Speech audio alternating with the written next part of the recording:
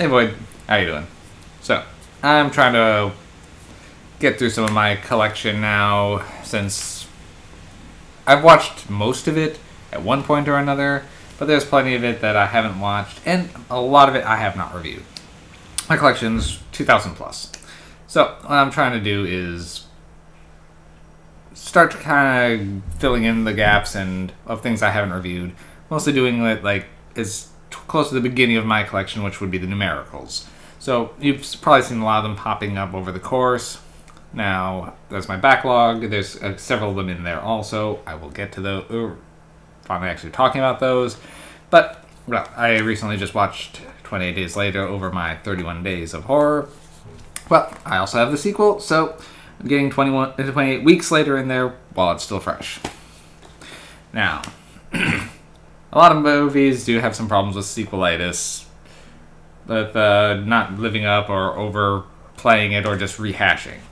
Happy to say 28 Weeks Later for me is not one of those. If I had to liken it to something, it's kind of the... now, the Train to Busan and Peninsula came out much more after. This one has that kind of a feel where it's a sequel set in the same outbreak but following different characters. It's more of a set in the same world, and that kind of works for this story.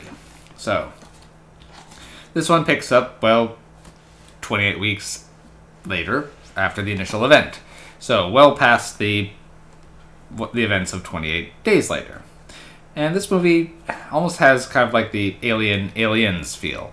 The first one is a very slow-moving, very atmospheric. When the creatures are attacking, yeah, it knows when to go fast, but there's a lot of quieter moments of just the characters interacting and being together in this world.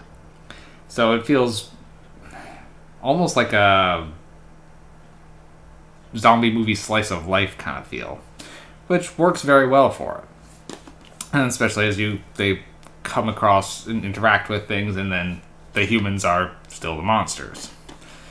28 weeks later, well, at this point, the disease is pretty much over, and it's about them trying to reclaim Britain, because pretty much since, Britain's an island, the disease was largely contained within.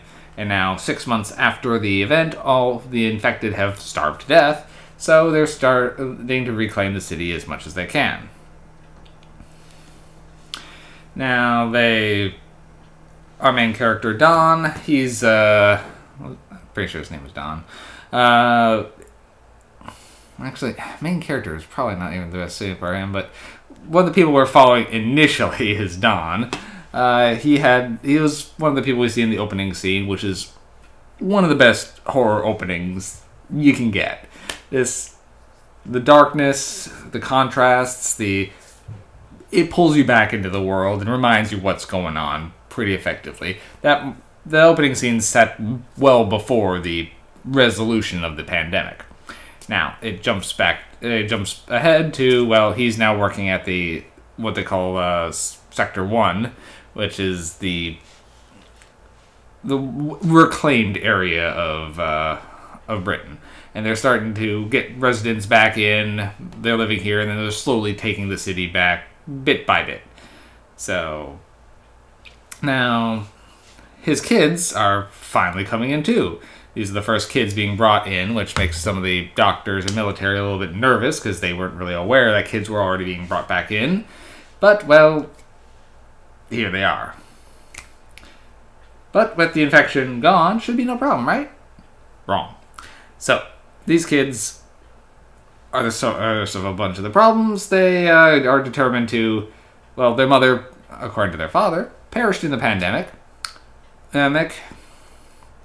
We saw in the opening that he did not react very well during those points. I won't say any more than that. But they sneak back into the city proper, despite being told not to do that, and will go to their old house to grab some things, find a picture of their mom so the younger kid won't forget what she looks like. Cool? Cool. Well, it turns out Mama's still there, because Mama has a condition where, despite being bit, and now being very infected, she is not exhibiting the symptoms. She's a carrier. They have not encountered anything like this before, so, well, they don't realize that when they take Mama back to the base, but they realize pretty quick upon examining her, and decide that she could be very important to, well, getting a cure. Problem is, nobody told Don about that. Well, so when he comes down, kisses his wife, he immediately gets infected. So I do really like how they got the infection going from a kiss rather than just crazy bite. It adds a level to the horror for both than what Alice, I think was the mother, is going through with at the same time, as now she's seeing that she infected her husband. And then, well, the Code Red, then the infection starts spreading, runs wild, and now the military is doing everything they can to hammer it down. So this one is a lot more action-oriented, since there's a military presence, and our characters are dodging the military, because once they completely lose it, they're determined. Then the militaries pretty much have to put down everyone, because they can't risk the infection. So they're dodging the military, and they're dodging the infected. Now, one of the snipers, once they're told to start firing on people, can't do it, and so he starts trying to help some people, including the kids that one of the doctors is trying to protect, because if they're related to the woman who had the immunity, well, maybe they can. Then the kids can help generate a cure later.